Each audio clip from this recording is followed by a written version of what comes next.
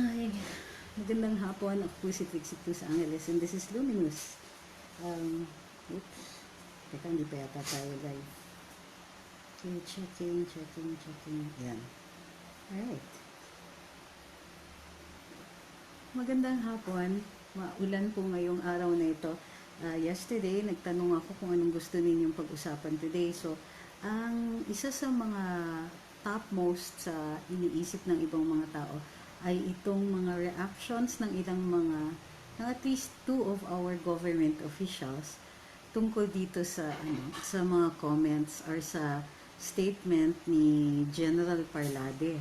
And hanapin ko lang yung statement. Hindi ko pa nalagay kanina. Okay. Dun sa statement ni General Parlade, marami pong nag-react at nang dami nagsasabi na either nagthreaten daw si General kay Liza Soberano, meron pang mga hirit na ano ba to na mansplaining, mga ganyan. But we've cleared that up. Clearly, General Parlade wasn't mansplaining and he wasn't threatening. He gave a warning, pero merong mga sinabi siya. Halimbawa, in-out niya supposedly isang Kaela Colmenares na kapatid daw ni Angel Locsin na supposedly ay miyembro ng NPA. So, may mga ganyan. So, titignan natin kasi primarily, dalawa yung reactions dito na nagtatanong talagang mga tao. Halimbawa, yung reaction ni Mayor Isko dito sa sa sinasabi ni General Pard. Hindi. Ang reaction naman ni Mayor Isko doon sa mga tarpaulin. So, these are, konektado siya. So, isasama na rin natin yan sa topic today. Tapos, ang isa, yung reaction naman ni Secretary Lorenzana sa sinabi rin ni General Parlade. And dun muna tayo mag-start kay Secretary Lorenzana. Kasi nga, I think it's time for us to take a closer look at this cabinet official. Kasi, matagal na natin napapansin na si Secretary Lorenzana, on more than one occasion, parang sintonado. Diba? Halimbawa, nung ibinulgar ni then Davao Vice Mayor Pulong Duterte, yung na merong parang conspiracy with sina Trillanes and Robredo and several other people, sinasabi niya na may conspiracy sila and they're trying to overthrow the government.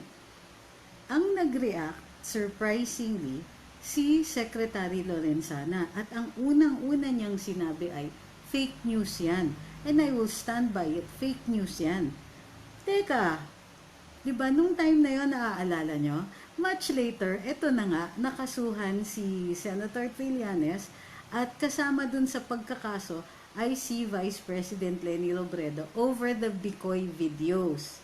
In other words, tama, at least may tamang hinala si at the time, Vice Pulong tungkol dito kina Trillanes. Pero without an investigation, Secretary Lorenzana suddenly cleared VP Robredo.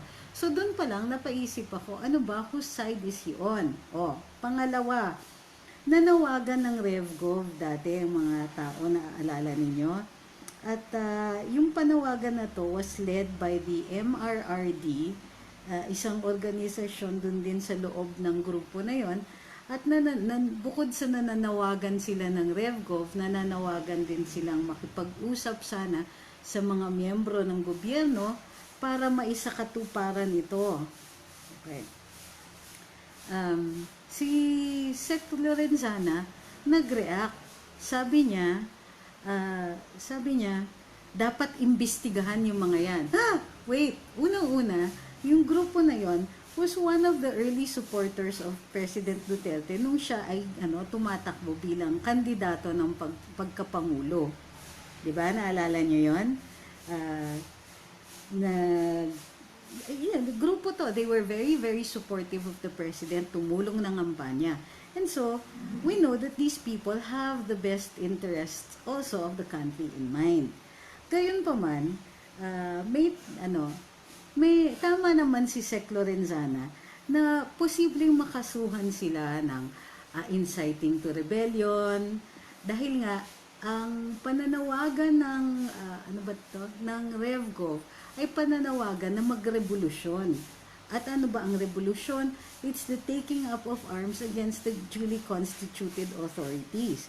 Kahit pa kasama ang presidente, ibig sabihin, lalabagin nila ang existent na batas at tatanggalin ang saligang batas para magtayo ng panibagong gobyerno. Gustuhin man natin yan, hindi ibig sabihin nito ang panawagan ay legal. So may tama naman si Sec Lorenzana doon. Pero ang complaint ko is, hindi naman po kayo ang nasa posisyon para magsabi niyan. Hindi po kayo, Sec Lorenzana, bilang kalihim ng National Defense, ang dapat nananawagan yan, kung di ang DOJ o kaya ang DILG para maimbestigahan kung ito nga ay paghihikayat sa isang krimen. 'Di ba? So, parang para sa akin, parang wala sa tono si Sec Lorenzana. Madalas, marami pang ibang mga instances hindi ko na lang babanggitin muna dito, pero maraming instances na gano'n na nga ang nangyari. So, parang hindi siya katono ng ibang tao. Ngayon, even ng karamihan sa ating mga sumusuporta sa gobyerno. Hindi naman natin sinasabi na tama tayo parate, di ba? Hindi naman natin sinasabi na, sige, medyo naganado lang po kami o nanggigigil kami tungkol dito, let's say, sa mga NPA. But that doesn't mean that what we are doing, na para mo kami itatratong mga bata na, oy, mali kayo, umayos-ayos kayo. Kasi unang-una, hindi po kayo nasa posisyon para sabihin yan sa amin. So, hindi siya nasa posisyon para manawagan ng investigasyon dito sa MRRD. Kung meron man, sa tingin niya, meron sila ng ginawang krimen, ay dapat i-forward ito o ginawang issue or tinawag ang pansin ng DOJ at ang DILG para sila po ang mag-imbestiga kung meron ngang nailabag na batas dito. Tapos yung basta na lang niya inexonerate si VP Lenny, gayon ngang later on may na-file na complaint, parang napakawala sa lugar. Kung iniimbestigahan sila, di sana pabayaan niyo muna yung investigating agencies. Ano ba naman kung nag-post si Vice Pulong? Meron siyang impormasyon about that. Para namang pakialaman nyo yung post ni Vice Pulong at the time na meron siyang sariling kaalaman at tawagin nyo siyang fake news. Hindi naman po yata nasa lugar yon. So, hindi ako agree doon sa mga, hindi lahat ng sinasabi niya ay sinasalungat ko. Dahil tama naman na maging concern yung panawagan ng RevGov. Gayun pa man, hindi siya ang dapat nanawagan na dapat maimbestigahan yung mga tao at hindi rin siya po dapat off the bat nagsabing walang sala ang Vice President. Gayun ngang inimbestigahan nga siya at nakasuhan. That's nung walang finding ng probable cause, dahil yon ay dumaan na sa proseso. In other words, nung hindi kinasuhan sa hukuman si VP Robredo tungkol dun sa Bicoy videos, it isn't because inexonerate siya ni Sec Lorenzana, and hindi dapat si Sec Lorenzana nakikialam sa mga ganong klaseng sitwasyon and making public comments dahil siya ay isang kalihim ng gobyerno. So, at gobyerno din po ang nag-file ng kaso na yon. So, parang yun nga, yung mga statements niya wala sa tono or hindi po nasa lugar. Ngayon, nadagdagan pa ito nung pinagsabihan niya si General Parlade. Anong sabi niya kay General? Ito, sabi niya, just keep quiet, sabi niya kay General Parlade. If security forces have no evidence against people they believe have taken up against the government, they should just shut up. Yan. My thoughts about that is, if there's no evidence, don't talk about it. Ayun pala yung words niya. There's no evidence, don't talk about it. He was talking or he was referring to General Parlade. Tapos, ang sabi pa niya, although LCAC is a very good idea, it's not right to shotgun everyone. We should be selective. We should have evidence. Otherwise, be quiet. Because this brouhaha has already grown.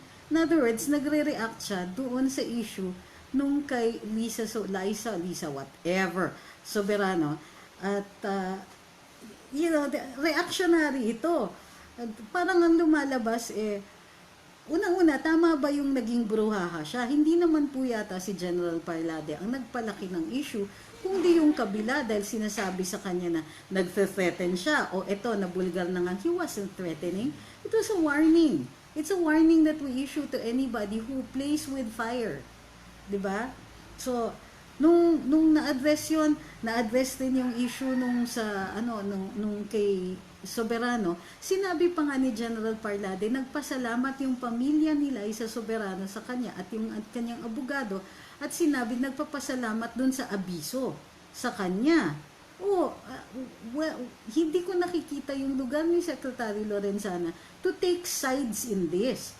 Bukod pa dun, parang ini-ignore niya yung fact na this is also propaganda war. Yung kabila, alam na natin, very well-oiled yung kanilang propaganda machinery.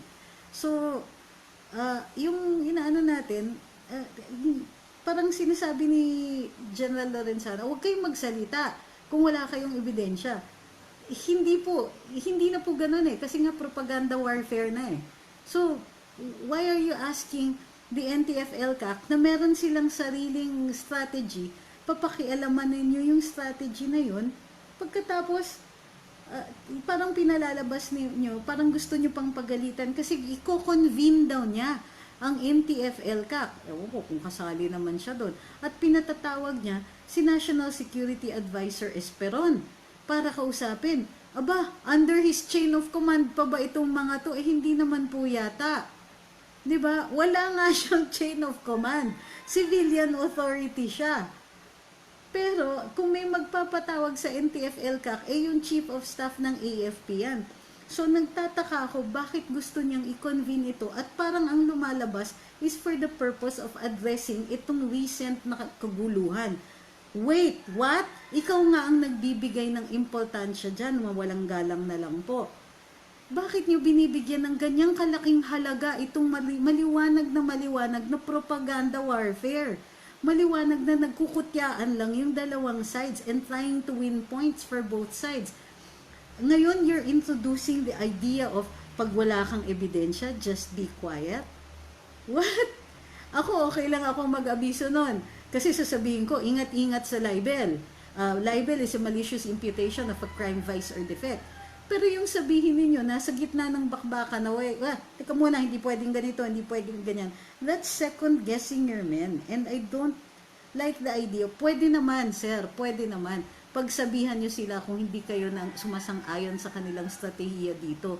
Pero yung papakialaman ninyo, in the middle of itong bakbakan sa social media, parang wala sa hulog. At saka parang lumalabas na papagalitan nyo pa somebody who the public clearly believes is doing a good job. 'Di ba? Nakikita nyo naman pinalalaki ng kabila yung issue tungkol dito kay Liza. Sigurado naman tayo na one of the reasons she goes into these things is to gain some relevance. Mahirap na po ang buhay artista ngayon na wala ang ABS-CBN. So, it's just so completely not fair to the men who are doing this. Yung nasa NTF-ELCAC. Huwag nating kalimutan ang puntirya dito to end the communist armed insurgency, yung armed insurgency dito. Diba? Parang weird Parang wala talaga. Ayan. Sorry. Nag-ring yung alarm. Ito yung sinabi niya. I am convening a meeting with these people. Si General Parlade, General Esperon, at saka yung members ng ELCAC. Because of this bruhaha na lumaki, I think we should talk mostly kung ano ba talagang magandang gawin. Teka muna, sir. Why do you even have to announce this? Kung sakali, sa tingin ninyo ay nagkakamali sila, hindi naman po fair yata na i-announce nyo pa sa madla at parang pamumukha ninyong pinapagalitan ninyo yung mga taong ito. Tapos later on what? Gagawin nating malamya ang laban dito, lalong-lalo na ang labang propaganda. May mga tao naman po, Secretary Lorenzana, na nagsasabi, hindi naman kami halimbawa sa social media nagkukulang sa pagpapaalala sa ilang mga tao tungkol sa mga definitions ng libel, sa definitions ng red tagging, ng warnings, ng threats, ng mga ganito para ma-clarify po yung mga issue dito.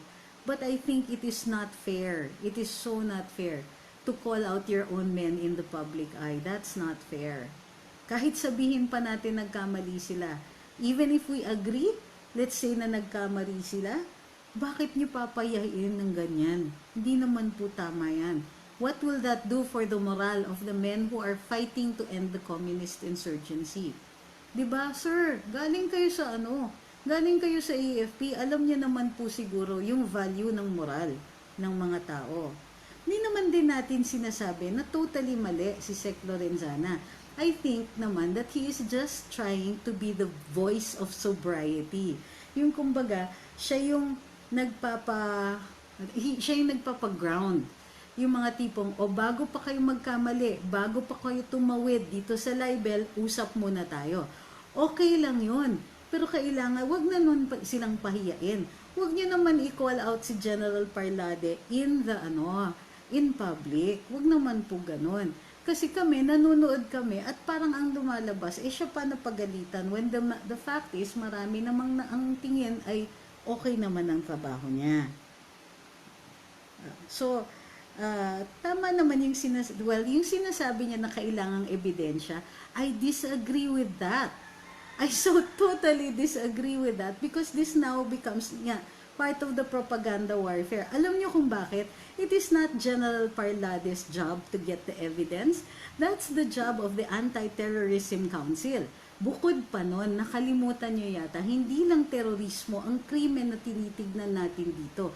Ang NPA po is in the act of committing a continuing crime of rebellion. Okay? Continuing crime of rebellion. Baka nakakamali po kayo. Basta NPA po yan, o kaya rebelde, mga kriminal na po sila at tuloy-tuloy ang paggawa ng krimen ng rebellion. So, tama naman na kapag leftist, di sige, tawagin mo leftist kung leftist nga sila talaga. That is not a crime, that's not a vice, that's not a defect. Okay? What about supporting the CPP-NPA? That might be a crime kung nandun ka sa inciting to rebellion o nandun ka sa conspiracy to commit rebellion. Okay? Pero, yung sabihin ninyong huwag magsalita ng walang ebidensya, i-contextualize naman po natin. Pag NPA ang sinasabi, kapag we're talking about people who are committing crimes, wala pong libel dyan pag tinawag mong kriminal. Diba? Okay.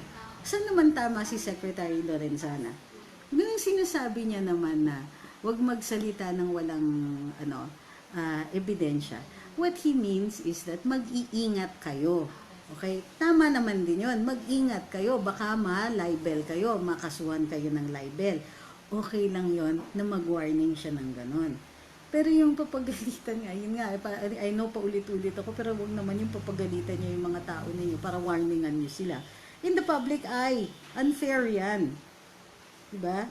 Para sa akin, let's also be circumspect dun sa mga to. So, okay, ulitin po natin. We also have, tayo rin, we have to be careful. Ang pagiging leftist, hindi po krimen yan. Ang pagiging aktivista, hindi po krimen yan. And as a matter of fact, walang political color yung term na aktivista. Kasi may mga aktivista, halimbawa, ako, I am an activist for heritage conservation. Okay? May mga activists for the environment. May mga activists for political change. Kapag tumawid na po tayo sa paggagawa ng mga krimen, halimbawa, namamaril ka na, then that is the time when you can call them a criminal, rebel. Yan. Ang komunista ba? Is that a crime? No. If you call out somebody and call them a communist, no. You're simply saying na naniniwala pa rin sila dun sa Marxist ideology na pag tinanggal mo lahat ng private property, magiging patas-patas na tayong lahat. Hindi rin ganun. Diba? So, yun ang natin. Yun lang ang observation po natin dito kay Secretary Lorenzana. Ngayon, I hope na one way or another, maliwanagan tayo na baka naman he's really just being fatherly at nag na nag-worry siya, nangangamba siya na baka magkamali-mali itong mga officers like General Parlade, and baka mali yung strategiya ni na General Esperon. Then, well, we agree na he should be concerned, pero wag naman po ganun. Are you going to say hi? Say hi. Hi daw, sabi ni Attorney Ahmed. Okay. So, tingnan ko na yung mga yung ibang mga questions. Let's talk rin a small bit about Mayor Isko. Ngayon, I understand na ang NTF-ELCAC ay nagsabit ng mga banners all over Metro Manila saying na persona non grata in Metro Manila ang CPP-NPA-NDF. Okay. At merong mga hotline numbers for the PNP na kailangan i-report ang mga members ng NPA who are in the vicinity o kung nag-undertake sila ng mga criminal activities. So, di ba parang hindi naman yata masyadong kari-react. However, si Mayor Isko, pinatanggal niya yung mga tarps na yon at sinabi, don't spread hate, spread love, magpapasko na eh. So, ngayon, maraming nagre-react dito. Bakit naman daw ganun si Mayor Isko? Well, unang-una, as the head of the local government, pwede naman niya, it's in his power to remove those tarpaulins kasi yung mga signages nasa jurisdiction talaga po yan ng LGU. Doon talaga tayo nagpapaalam for that. And they can remove that if it's against the law, if it's against morals, if it's yung dapat sinesensor, yung mga ganon, pwede yon. So, pero, dito hindi masyadong ini-explain ni Mayor Isko. What I would like to do is give him the benefit of the doubt. Intayin natin because I'm pretty sure the mayor would have an explanation. Yun nga lang, parang maraming nag-aalala dito kay Mayor na hindi ba kayo against the CPP or NPA-NDF? Ang tingin ko is he is probably, as mayor, he has to be against criminal behavior. Totoo naman yan. He has to be against it. But he might prefer his own approach. Para sa akin, it's too early to condemn Mayor Isko. Ito pa lang ang nagagawa eh. So he removed the tarps. I think it's time na mag-usap rin sila ng NTF-ELCAC at magkaliwanagan kung ano ang approach ng City of Manila towards the problem of our insurgency. Sabi ni Freddy Orendina, and I think you have a good point, anti-CPP-NPA bawal, anti-government okay lang. Hindi ako sure kung yan yung policy ni Mayor Isko. Pero kung pinapayagan niya yung mga tarps na anti-government, then I think we really should call him out. Tama naman po yun. Birthday ba ni Mayor Isko ngayon? Hindi ko alam. Kasi merong nagbati na happy birthday kay Yorme. Ay, yun nga pala. Di batiin muna natin. And for his birthday gift, bigay naman po natin muna yung benefit of the doubt. Okay? Happy birthday, Mayor Isko. Sana makita nyo to. Pero ako, I would like to think na until meron siyang paliwanag, then let's give him the benefit of the doubt. Kasi parang siguro ayaw niya ng ganong klaseng, it might be a personal preference, but he still has to explain. If only for the fact na marami sa mga tagahanga niya ay medyo nako-confuse dito sa actions niya. So, ako, I'd like to wait. I'd like to wait for kasi para sa akin, this is just one act, one time na parang hindi parang wala sa tono yung ginagawa ni Mayor Isko. So, I'm going to wait for an explanation from him. Kasi dapat ganun din po tayo, no? Let's not judge him right away. Kung pangit yung explanation niya, ay, di sige, go tayo dyan. Aalis na ako dun sa fans club, di ba? Alis na tayo sa fans club niya kapag ganun. Pero, so, happy birthday muna, Mayor Isko, and our birthday gift is the benefit of the doubt for today over the actions on removing the tarpaulins dito sa, dito yung mga tarpaulins ng NTF-ELCAC. Yan. Sabi nung ni Adelpha, miss namin dynamic ninyo ni TP. Alam nyo, namimiss ko din si TP. Sino bang hindi, di ba? At syempre, parating masaya kasama si TP. Wala naman nagsasabing hindi namin namimiss. Pero, yun nga, he needs to spread his wings. Yeah. We have to let TP succeed. And only he can decide on how he's going to do that.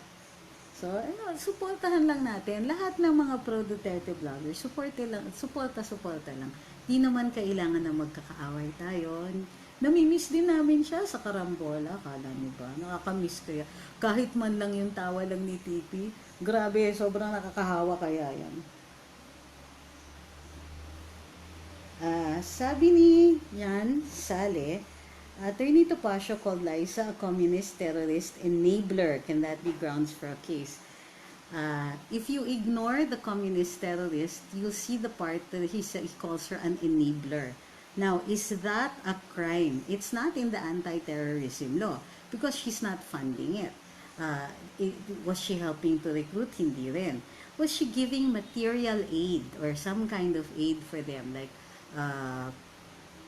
extending their yung kumbaga assisting them in some way, then that might be a malicious imputation of a crime, vice or defect. But wait, di ba?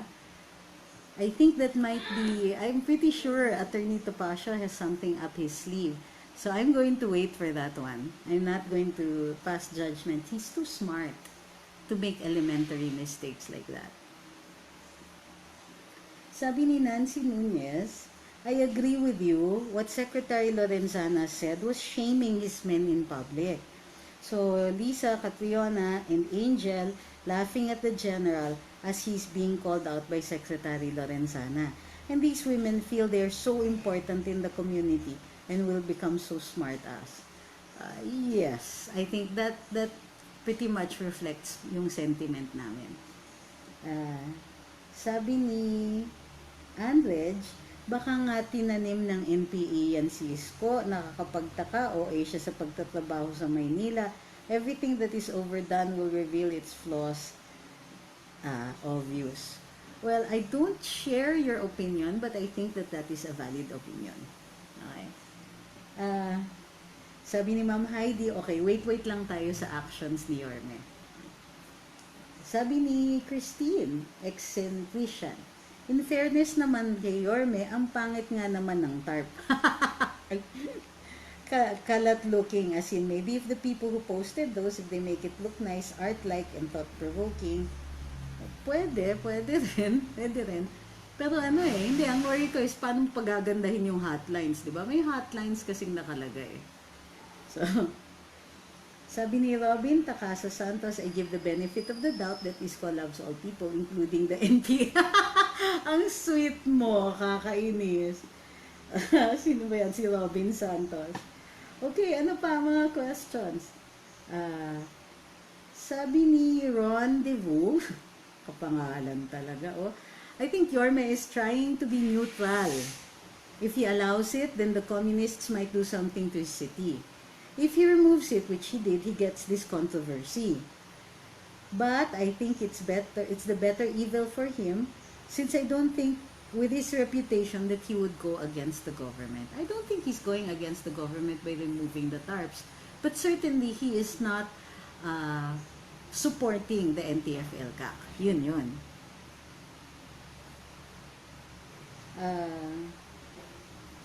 Sabi ni Ioannes Kratos, President Lake of PLM is one of a staunch personnel of Taguiwalo. He's also the reason why there's already anak bayan in my school, PLM, and Yorme's financial supporter during election. That's very, very interesting. Sige, babantayan natin po yan.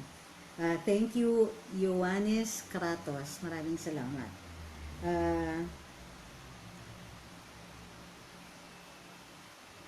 Sabi ni Noor Carillo, the best pre-law is English or linguistics?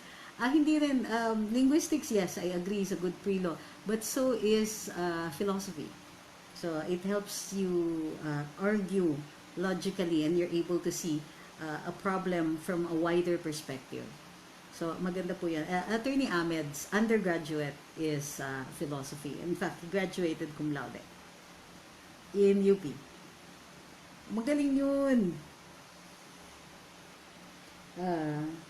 Sabi ni McCalvin, ano sa tingin nyo ang takbo ng isip ni Yorme? Kasi alam ng lahat na buong bansa nakatutok sa kanya.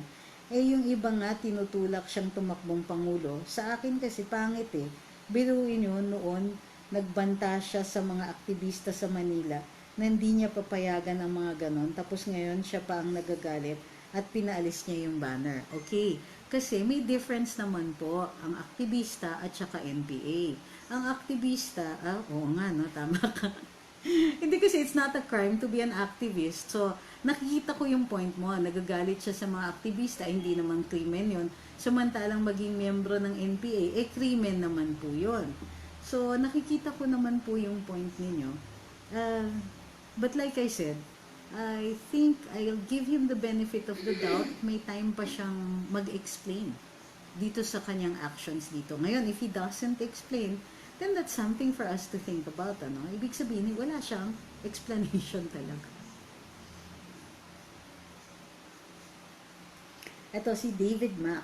Sabi niya, tama ba pagkakaintindi ko, red tag group ang problema, hindi ang one as pinaglalabanan sa women's rights. Unfortunately, nakakabit ito sa Gabriela na alam na natin kung ano isa sa adhikain nila. So, tuwang-tuwa naman ang Gabriela that a government ay bitin.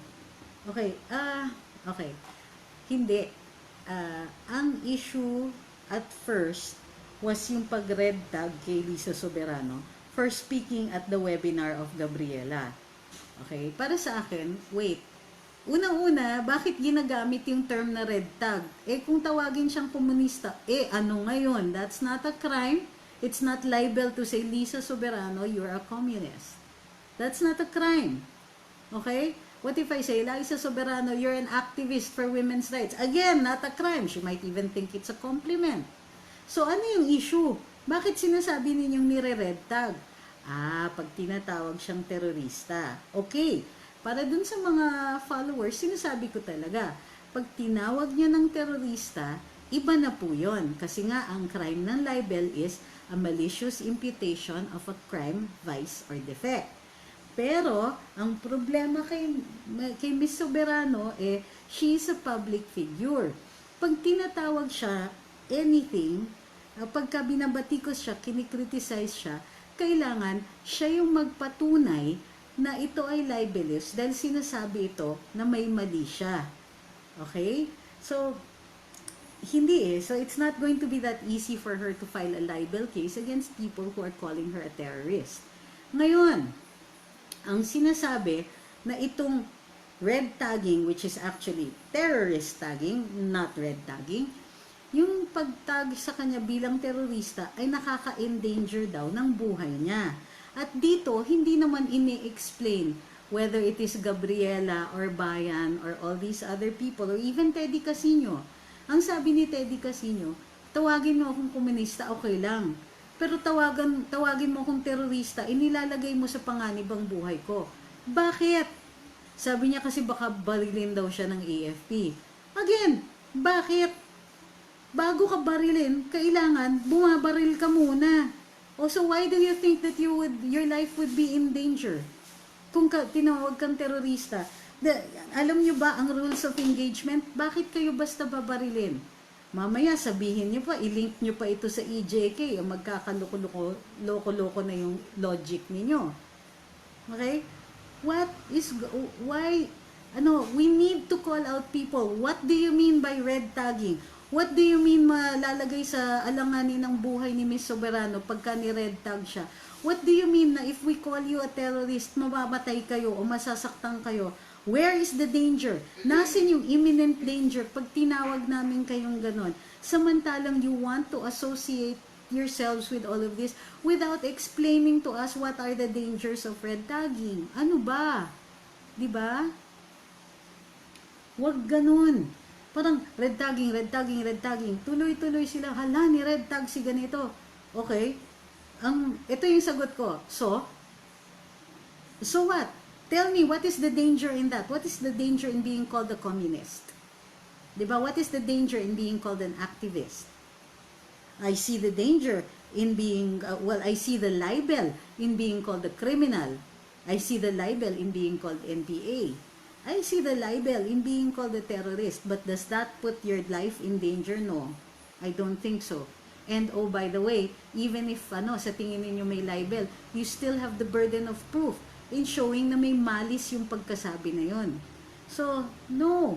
This whole issue, tama tama in that sense si General Lorenzana, si Secretary Lorenzana, na lumaki ng lumaki ito.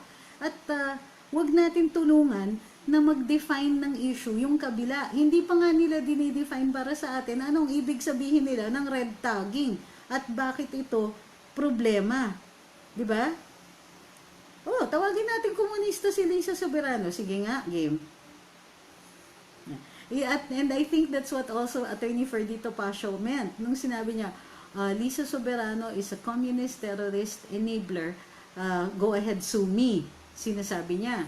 Kasi public figure si Lisa Soberano she has the burden of proof now to show na sinasabi ito ni Attorney Topacio na may mali siya.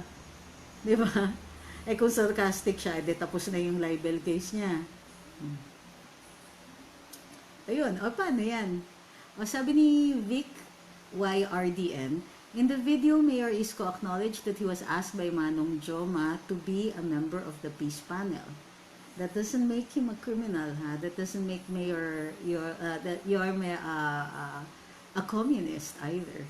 Pero yes, it does show an affinity probably para dito sa sa mga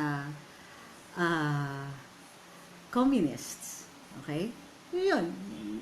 But that's not a crime, ha? It's not. Sabi ni Ronald Pasha Almendral. Bilis ng comments. Nawala. Ayan. Sabi ni Ronald Pasha Almendral, General Parlade is just giving fatherly advice as awareness in order not to be misled by the leftist group. I don't see anything wrong in his action to be reprimanded by Secretary Delphine Lorenzana. Salute to General Parlade. Well, ang tanong nga is, nasa line of command ba ni Sec Lorenzana itong NTF-ELCAC? Sabi ni Ma'am Rita Sipin, ang dami kasing nakapaligid sa kanya. Si Yorme, okay. Kaya di na alam kung ano ang uunahin at kung sino ang kakampihan. Kaya hintayin natin ng explanations niya. Tama kayo, yun, mas gusto ko rin yun Hintayin natin explanations niya. Ngayon, kung di siya mag-explain, it might also mean that he wasn't sure of his own actions. And magdadalawang isip na yan if anything similar happens again.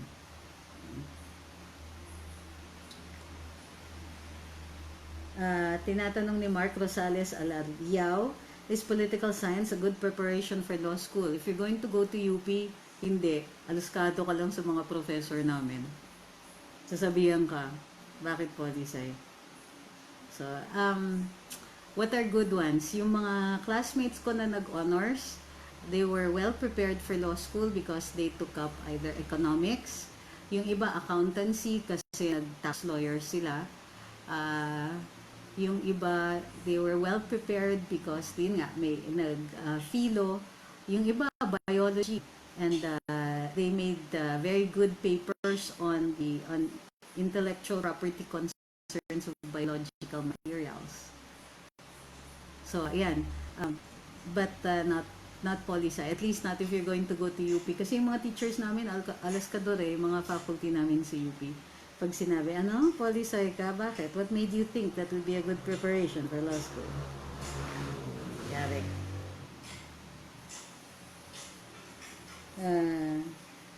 Sabi ni Peyoy Solino, yun ang nakakadismaya sa mga politiko natin, lalo na sa mga probinsya mula congressman, governors, mayor at barangay captain.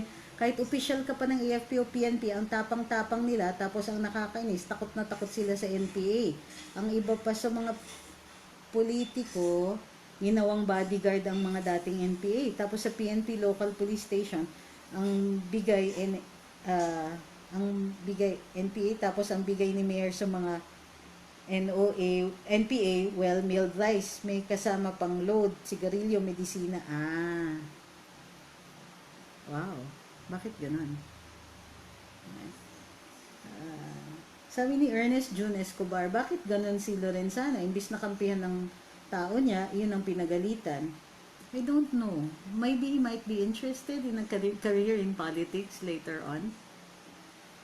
Parang parang wala sa tono, ano? Yung ibang mga government officials who pander to the other side, for lack of a better term.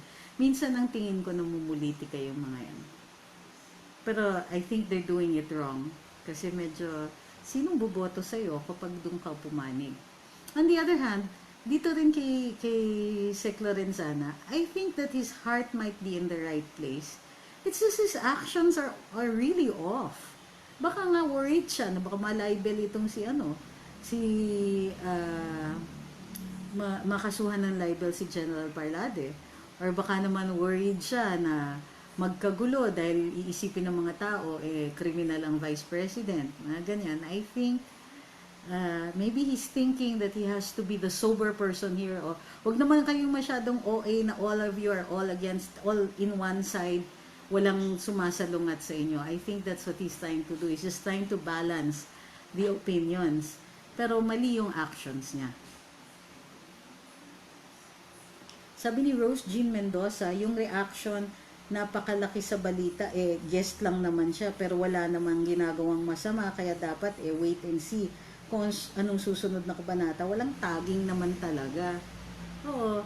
And you know what? People like Liza Soberano and Catriona Gray, they need this publicity. Kaya nga pinapasukan nila itong mga to because good or bad publicity for them is still publicity.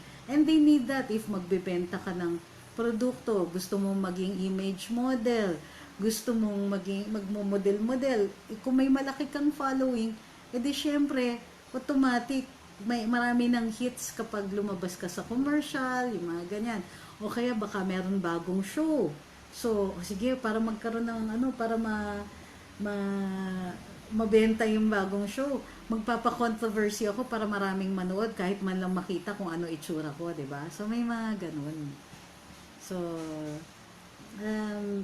yung mga artista, pagka naggagawa sila ng mga political statements, ang rule ko dapat unless nagkaroon na ng kontrobersiya, huwag pansinin. Kasi nagpapapansin talaga sila. Their entire career is built around na mapansin. So, and that's not necessarily a bad thing, ha? Yun naman talaga, di ba?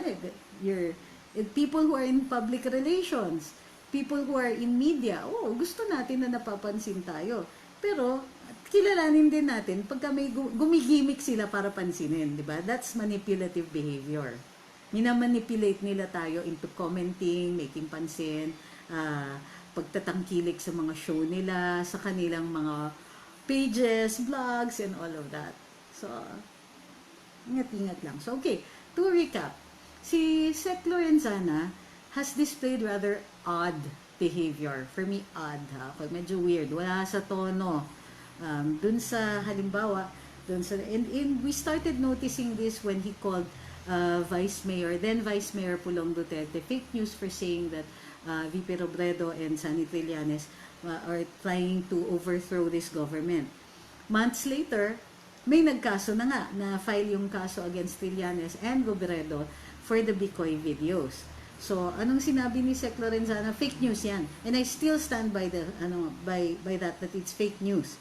Anong ganon. Una, you're not the judge, you're not the jury, you're not the executioner here. So, wala kayo sa lugar na mag-decide na you're going to choose between two public officials and say that one is right over the other. You could have just said, go. Di ba? So, okay. Second was when he... Wait.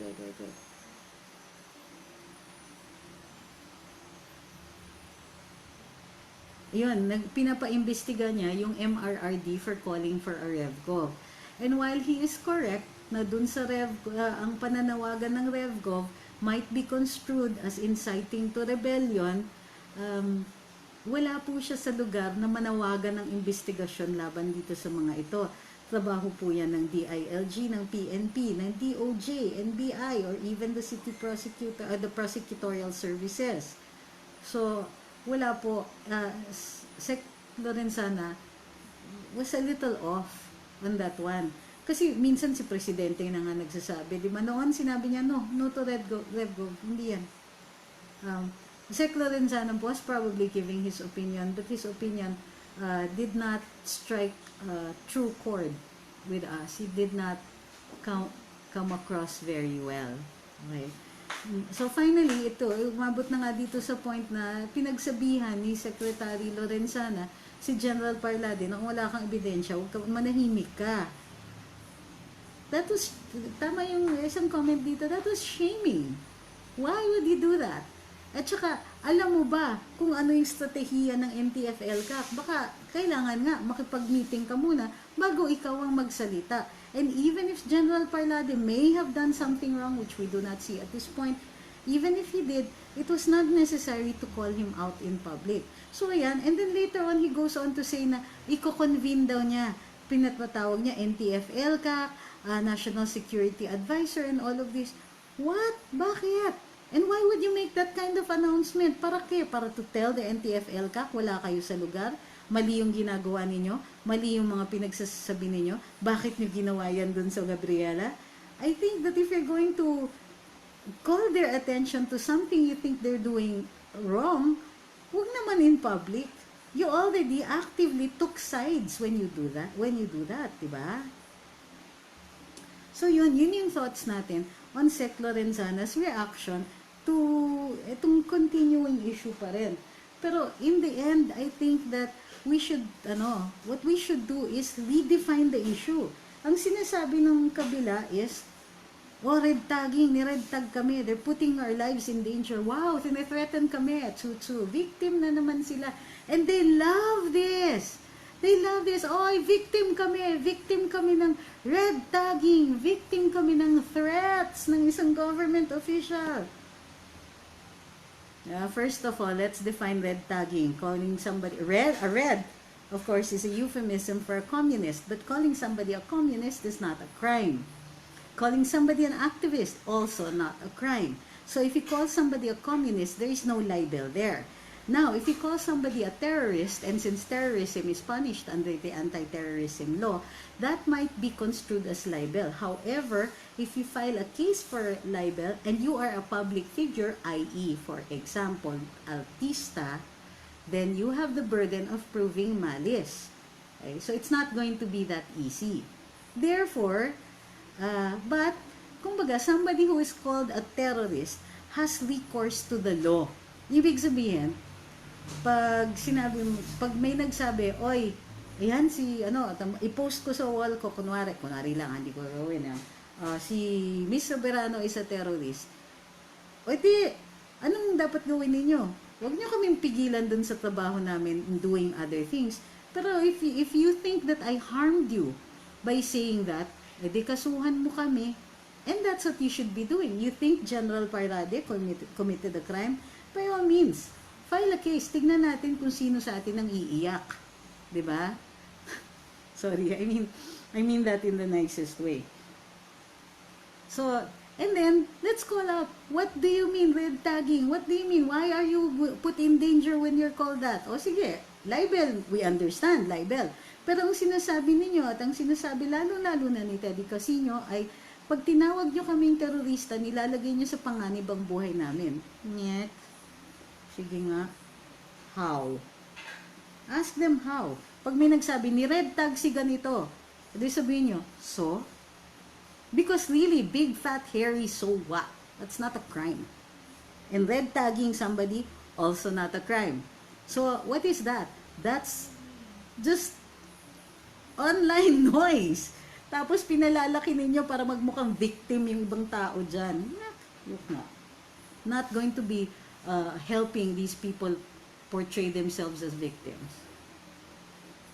Chosa. Sabi ni Rolando Marikit, mahilig din kasi magpasweldo ang mga taong may doubt, ang taong bayan sa kanilang mga kilos. Gaya na lang ni na Lorenzana, Duque, dapat kasi sa loobin ng pulso ng bayan at wag lang masaya kung magbibigay ng magandang survey rating ang taong bayan. Unawain at pakinggan din kung anong opinyon ng taong bayan sa mga naluklok sa pwesto na nagpapabigat sa taong bayan. Mga kilos, lining, dilawan, na obvious na masyado. Maglagay na gaya kay Tugade, Villar, Vince, etc. Huwag na yung mga mantsa sa mata at unawa ng 91%. Okay. Right. Any more questions? Sige, since wala nang mga tanong, maraming salamat. Huwag niyong kakalimutan mag-follow sa Luminous. Tapos kung nagka-follow na po kayo, i-check niyo kung naka-follow uli kasi naghihiwaga na naman po ang Facebook. Nasa-throttle po yung mga followers namin. Minsan nag-click na ng follow tapos hindi pala naka-follow. So please double-check kung naka-follow kayo sa amin. And also, don't forget to subscribe dito sa mga live para meron kayong notice next time mag-live. Mag-live po ulit tayo bukas. Maglagay ako ng ano uli yung mga suggestions ninyo. I think that also if we're going to, we can discuss why I think that Secretary Lorenzana, ito, online na lang, yung kumbaga, among ourselves, we have to discuss also, bakit ganito ang actions ni Secretary Lorenzana? We're not yet saying na he shouldn't be a member of the President's Cabinet. Obviously, the President trusts him. Pero we need to figure out, bakit ka ganyan, sir? Huwag naman po kayong magpahiya ng taong gumagawa naman ng trabaho nila. Kung di kayo agree, di kausapin nyo. Okay, last. Sabi ni Ma'am Gian, grabe, lumaki yung ulo ng artista. Baka may patawag pang ganon. Sa letter wala namang sinabing ganon. Lorenzana, imbis na i-praise mo si General sa pagkilos ng mabilis, imbis na ganon, i-praise nyo naman si General. Tama, kasi kumikilos. Now, what I like about General Parlade is yung go siya sa sa trabaho sa trabaho niya, di ba? Ganado. And we like to see people who do that. So, pag-isipan din natin. And in the meantime, dito kay Mayor Yorme, wait tayo ng explanation niya for his actions. Ang sabi lang naman kasi niya, spread love, not hate. Hindi naman hate po yun, yung pag-declare nating persona non grata ang mga criminal who are in the act of committing the crime of rebellion. Okay? Maraming salamat. Don't forget to like and share.